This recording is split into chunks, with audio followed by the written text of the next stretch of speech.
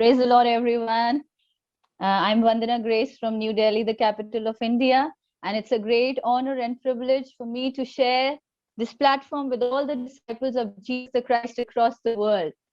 And I'm highly grateful that I'm given this opportunity to share with you lecture number 15, The True Prophet. So let us begin with a word of prayer. Dear Heavenly Father, I thank you and praise you for this time and opportunity. I come before you in the name of Jesus the Christ, and I pray, Father, that the spirit of wisdom and revelation may dawn upon the people who are listening to these lectures. Father, I pray that you open their understanding. I pray that the Holy Spirit may empower me, and I pray that those who are listening, that they may have the ears to hear what the Spirit of the Lord is saying. Father, I pray that you enable us, Father, and help us to catch the revelation and to live the revelation. In Jesus' most precious and holy name, I pray. Amen. Amen. Amen. So, my today's lecture is titled The True Prophet. Now, the Bible records clearly about the books of the major prophets and the minor prophets. And all these prophets have followed a pattern, a chronological order, or the time period when these prophets were active. Now, these time periods can be divided into three categories. The first one being the time before the captivity of Babylon. And during this time, we had the prophets like Prophet Joel, Jonah, Amos, Hosea, Isaiah, Micah, Nahum, Zephaniah, and Habakkuk.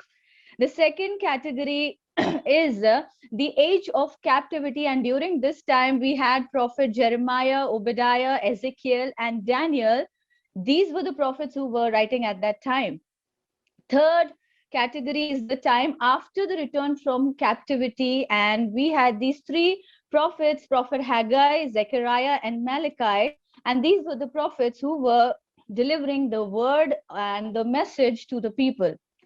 Now, the message that these prophets proclaimed to Israel was very consistent, that Israel, you're being unfaithful to God, and that you have turned away from God. And the message of the prophets was about repentance and about returning back to the Lord. So now let's look at who a prophet is according to the word of God.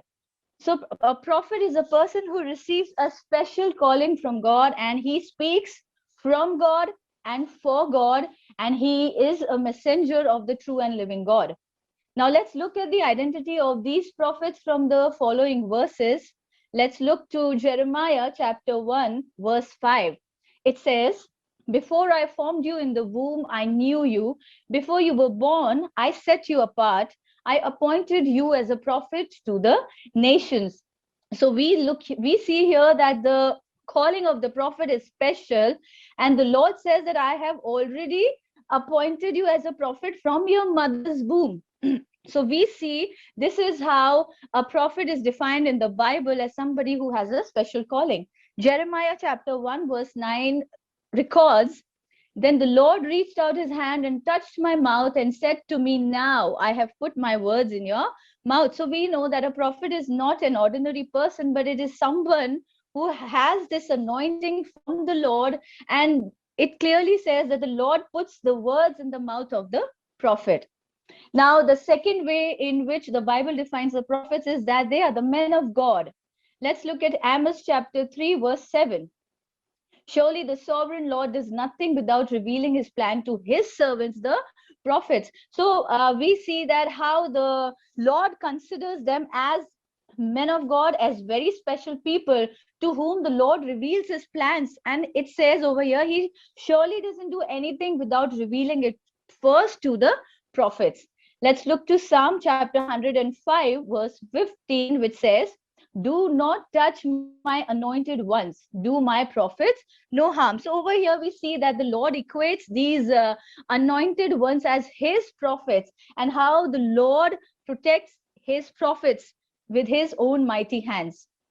Now, what was the message that these prophets conveyed in their own time span in which they lived and preached? So basically, all these prophets, they warned Israel and Judah about the evil ways, about the evil lifestyles, about the evil or about the sin that they had in their lives. They also spoke about the coming judgment of God upon Judah and Israel. So we see over here that they spoke about God's coming wrath upon them and the judgment of God to fall on their lives. Now, there were some prophets who relayed God's will through their own lives. And if you'll go to the books of these prophets, you may get discouraged reading about how they consistently spoke about the sinful lives, the sinful ways, the wicked ways of Israel. And when you will read that, you will feel that they are only talking about this one topic. But we also see how, towards the end of their message, they would also talk about the restoration of Israel. They would say, they would often write there that the Lord would still have mercy on Israel, that the Lord would restore Israel after his wrath is over. He would have mercy on Israel. So they also spoke about the restoration of Israel. The messages of these prophets is ultimately about the coming Messiah and his kingdom. Now, all these prophets, basically, they spoke about how peace is going to be restored when the kingdom of the true Messiah will come on this earth. Let's look to Isaiah chapter 2, verses 2 and 3. And it reads like this: In the last days, the mountain of the Lord's temple will be established as the highest of the mountains. It will be exalted above the hills, and all nations will steam to it. Many people will come and say, Come, let us go up to the mountain of the Lord, to the temple of the God of Jacob. He will teach us his ways so that we may walk in his paths. The law will go out from Zion, the word of the Lord from Jerusalem. So we see how Isaiah, he writes about that time. He writes and he prophesies about the coming of the kingdom and about the peace that is going to be restored through this kingdom. Also, let us look to Ezekiel chapter 37. Let's look to Ezekiel chapter Isaiah chapter 7, verse 14.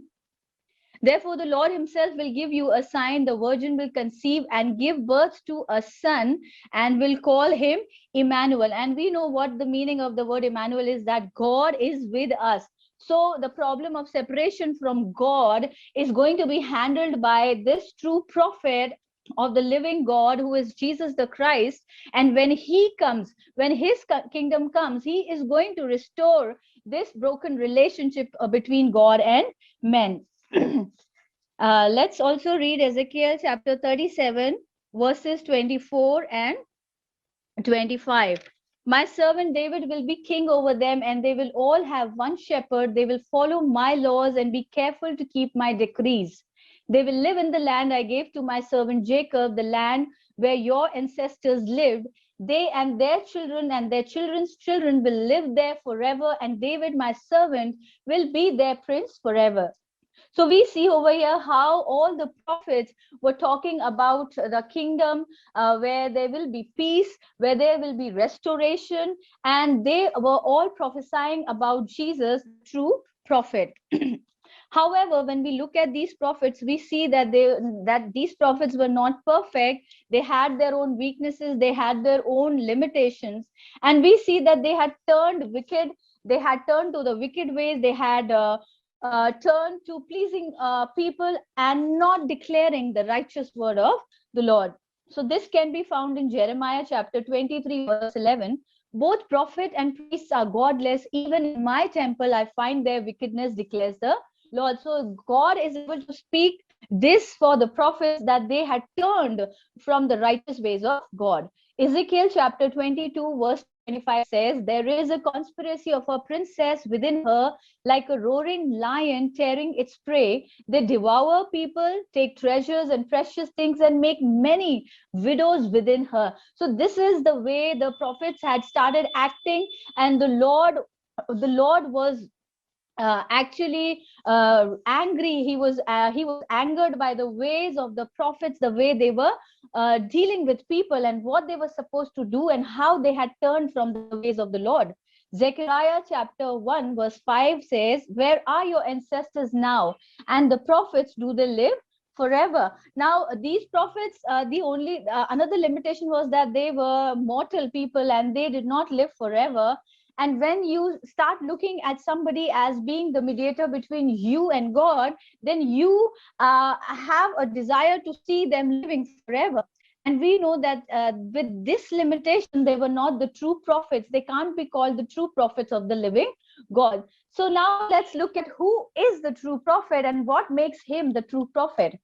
The true prophet is the one who solves the problem of separation from God. We know that the fundamental problem of mankind is the separation from God, which has led to other many problems which mankind is facing these days. Let's look at Isaiah chapter 7, verse 14. And it says, therefore, the Lord himself will give you a sign. The virgin will conceive and give birth to a son, and I will call him Emmanuel. And Emmanuel, as I already told you, means God with us. That means God came down in the form of Emmanuel, restoring that broken relationship. And this has been prophesied for Jesus. So we know that Jesus is the true prophet, the only mediator between God and men. The prophet that Moses foretold is found in Deuteronomy chapter 18, verse 15. The Lord your God will raise up for you a prophet like me from among you, from your fellow Israelites. You must listen to him. Now, over here, Prophet Moses is talking. We know that Moses was the only connection between God and Israel, and how he was so faithful with God in bringing about his commandments and his instructions to the people of Israel. So we see that over here he is prophesying about Jesus, the true prophet, that you will have one prophet coming just like me, who's going to be a mediator between you and God. And let's look at Acts chapter 3, verse 22, which also says the same, which I just read about prophet Moses, which is also recorded in the New Testament.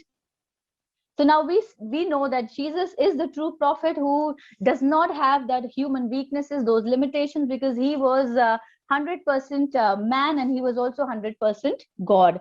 Let's look at John chapter 14, verse 6, and let's read what does it talk about Jesus. Jesus answered, I am the way and the truth and the life. No one comes to the Father except through me. Over here, it's very clearly spoken that there can be no other mediator who is perfect like Jesus, and there is no other way.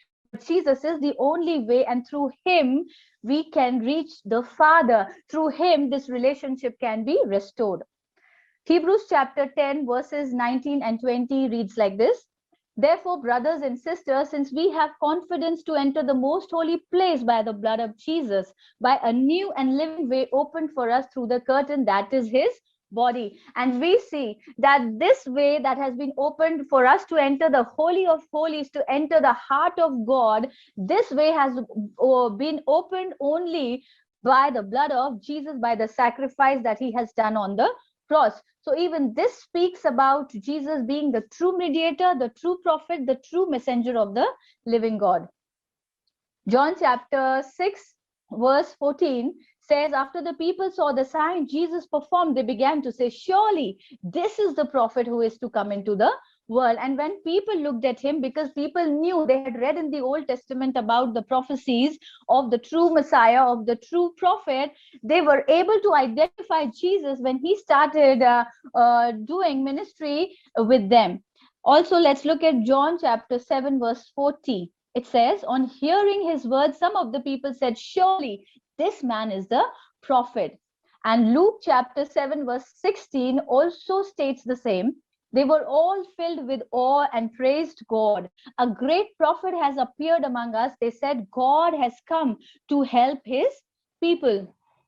So we see how the people were able to identify the signs of the true prophet. Everything that was prophesied in the Old Testament by all these minor and major prophets, people were able to identify when they looked at the actions of Jesus the Christ, when they saw the way he worked, the way he, the perfection that he had, and they were able to see that he was the only true prophet. So to sum up, we can say that Jesus was the only way, and he is the only way, only perfect mediator between God and men. And so this is where I would like to close by saying that that God needed a true prophet who could remain faithful to his promises, to the words, and who could remain pure and holy, and who could bring the word of God straight from his mouth. And we see how Jesus used to speak to his disciples. And we have seen Jesus quoting the scripture saying that I do what I see my Father doing. That means the alignment that Jesus had with his Father, the way he was truly aligned with God. These were the signs of the true prophet, and we know that he was perfect and sinless. And so we see that there were no limitations. So may the Lord bless everyone who has heard this lecture today, and may we know that we have the only true prophet, that is Jesus the Christ. Thank you so much. God bless you all.